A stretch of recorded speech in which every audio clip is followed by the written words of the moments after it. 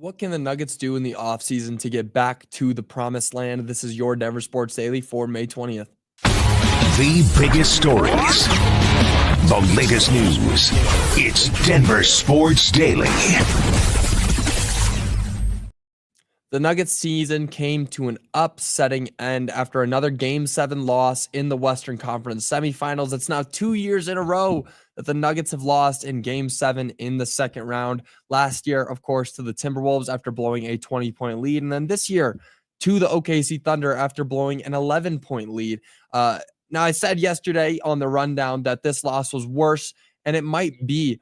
There's a lot of reasons that this felt worse than that Timberwolves game. Last year, of course, more upsetting. You had a 20-point lead in the third quarter. You looked to win the game. And then this season, you're getting blown out by 30, and you had a real chance to upset the number one team in the league. Yet you were there. You had a 10-point lead. You had everything going for you in that first quarter, and then they gave it up. Terrible loss. Another Game 7 loss in the Western Conference semifinals. This doesn't happen, guys. This doesn't happen. You're not supposed to lose in Game 7 2 years in a row in the same round. You're punching a ticket to the Western Conference Finals, and you just give it all up. Now, moving forward, though, the Nuggets need to start making some tough decisions. Now, should they move on from players like MPJ and Jamal Murray? They might have to. They might have to. Now, the problem is, who's going to take those guys?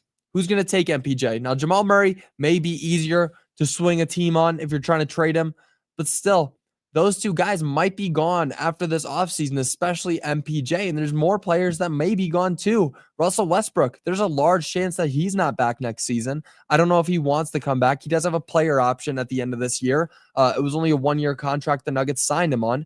So now there's more decisions to make. Are they losing their sixth man?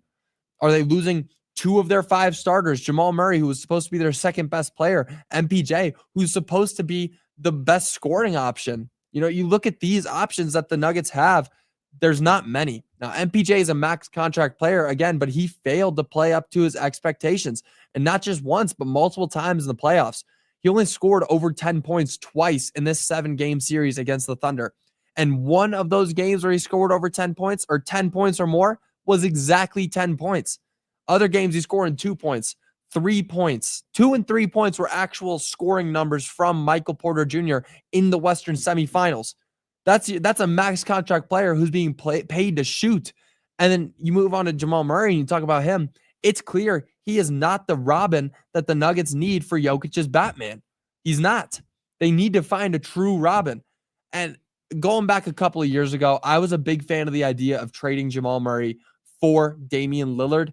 Now, thank God the Nuggets didn't do that, because Jamal Murray was part of that championship team. And this was back probably in 2022 when I was thinking this. But now what is there? What is there? You could have had Damian Lillard. You really could have. You think the Blazers wouldn't have taken Jamal Murray and then somebody else for Dame? Because he was out anyways. He was out. Now there's a real hard conversations that need to be had. There is. What are the Nuggets going to do?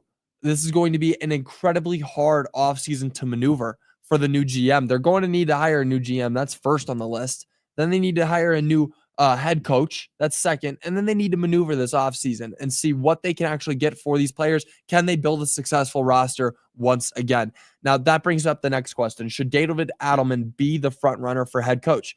The Nuggets have a short list of candidates, and he has proved that he should be on top of it. I mean, this guy came in as the head coach 3 days before, or 3 games before the season ended, and he brought the Nuggets to Game 7 in the Western semifinals against the best team in the league.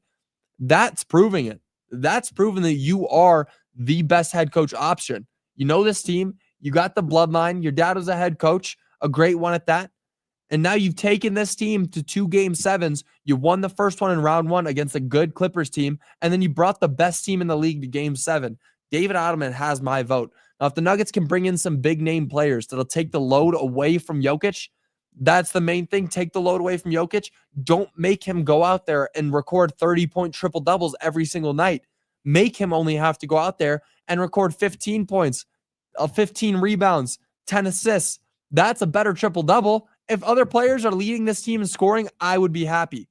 They could make the finals once again if they just get some players to take this massive load away from Jokic.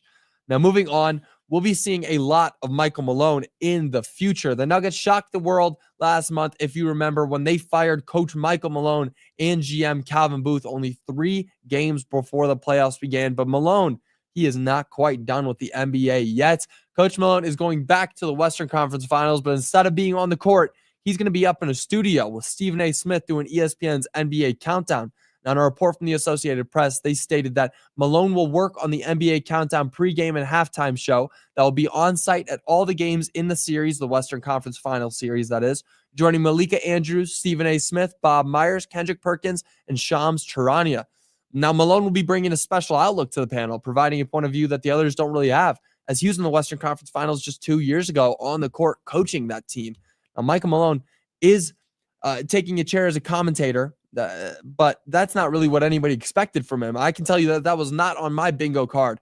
I doubt this is a long-term plan for him, but I would definitely still plan on him being a head coach for a different team next season. But it is very strange. I did not have this, idea at all.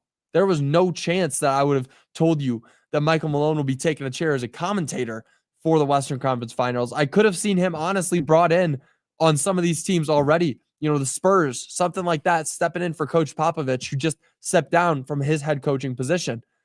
I wouldn't be surprised if they did something like that next season. This may just be something to dip his foot in the water, check the temperature. Is broadcasting something that Michael Malone will want to do if the coaching career isn't something that he wants to continue his path on? It's definitely very strange, and I can't wait to see what he has to say in the Western Conference Finals on that NBA Countdown show. Now, moving on, Shedeur Sanders signed his first ever NFL contract with the Cleveland Browns after being selected 144th overall by the Cleveland Browns. The CUQB has put pen to paper and inked his first NFL contract. Yesterday, Sanders signed a 4-year rookie deal worth $4.6 million that includes a $447,000 signing bonus. And it's funny that what seems like a huge amount of money to pay a 5th-round quarterback, and honestly anybody, $4.6 million over 4 years, that may actually be a step down from Shedeur Sanders and what he was making off of NIL in college. Now, Shedeur's story is going to be fun to watch in the NFL, and fun to watch is definitely an understatement. I mean, he fell to the 5th round in the draft after being projected to go top 10. I had him as the best quarterback in the league or in the draft. I don't think Cam Ward's all that good, and that's a different conversation. But now he's ready to join a room with 3 other QBs already in it. You got Kenny Pickett, you got Joe Flacco, and you got Dylan Gabriel. That's going to be crazy to watch. I mean, this storyline, I wouldn't have been able to predict this at all. Him falling to the 5th round is crazy enough. But then joining a QB room with 3 other QBs, wow. It's insane. That battle will be crazy to watch. I don't know. I couldn't tell you who's going to be the starting QB, but it would not shock me if it was Shedeur Sanders, and Dylan Gabriel is kind of a long-term project, seeing what they can get out of him. It's just crazy that they took him before Shedeur Sanders. And then, they took Dylan and then took Sanders a round later. Wild. Totally wild story. And again, Shedeur was one of the best quarterbacks in college football last season, breaking records for CU left and right, and then falling to the 5th round. He's got that chip on his shoulder, and I believe that he will make the league pay for it. He's going to make the league and every team that didn't draft him pay for it. But that'll do it for your Denver Sports Daily. I will see you all tomorrow. I want to talk a little bit about the Avs tomorrow. And did they make a mistake that will haunt them for a long, long time this season? But I will see you guys all tomorrow. Until then, y'all have a great rest of your day. Bye, y'all.